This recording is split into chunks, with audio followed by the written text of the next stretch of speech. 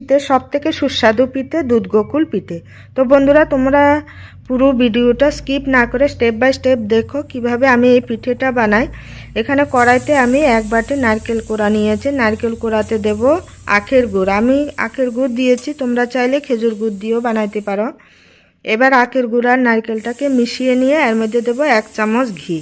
ঘি দিয়ে সব কিছু মিশিয়ে নেড়ে নেড়ে গুড়টা যখন গলে যাবে এর মধ্যে দেব খোয়া ক্ষীর। আমি খোয়া ক্ষীর দিয়েছি, তোমরা হাতের কাছে খোয়া ক্ষীর না থাকলে গুঁড়ো দুধ দিয়েও পুরটা বানাইতে পারো। আর দিয়েছি এলাচ গুঁড়ো। এবার নেড়ে নেড়ে একটা আঠালো ভাপ আসলে পুরটাকে নামিয়ে ঠান্ডা হতে দিয়ে দেব। এখানে ব্যাটারের জন্য একটা বোলের মধ্যে 1 বাটি ময়দা নিয়েছি। 1 বাটি ময়দাতে দেব 1 বাটি চালের গুঁড়ো আর পরিমাণ মতো লবণ দেব। একটু একটু জল দিয়ে একটা স্মুথ ব্যাটার বানিয়ে নেব। যেরকম বেগুনি ভাজতে আমরা ব্যাটার বানাই সেরকমই ব্যাটারটা বানিয়ে নেব। এরকম ঘনত্ব হবে। তারপর পুরটার থেকে একটু একটু নিয়ে বড় প্যারার মতো বানিয়ে নেব। এভাবে আমি সব প্যারাগুলো বানিয়ে নেব।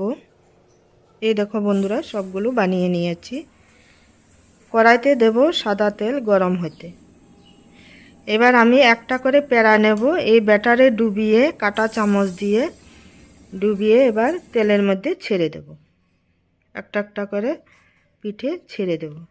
এভাবে আমি 5-6টা পিঠে একবার দিয়ে দেব।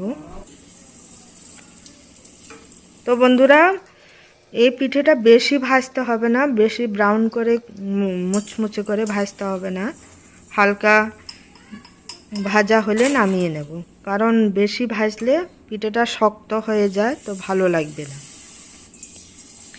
একটা স্টেপ নামিয়ে নিয়েছি, আর একটা স্টেপও একইভাবে ভেজে নেব। এবার আমি দুধের শিরাটার জন্য এখানে আমি 500 গ্রাম দুধ নিয়েছি। দুধের মধ্যে 1 প্যাকেট আমুল দুধ মিশিয়ে নেব।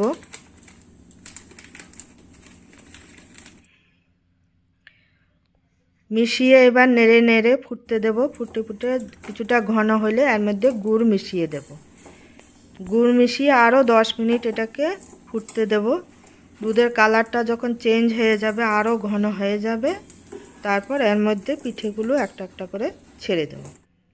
এবার পিঠেগুলো ঘন হয়ে গেছে। এবার পিঠেগুলো সবগুলো দিয়ে আরও 2 থেকে 3 মিনিট ফুটতে দিয়ে দেব। এভাবে ফুটিয়ে নিলে তৈরি হয়ে গেল দুধ গোকুল পিঠে।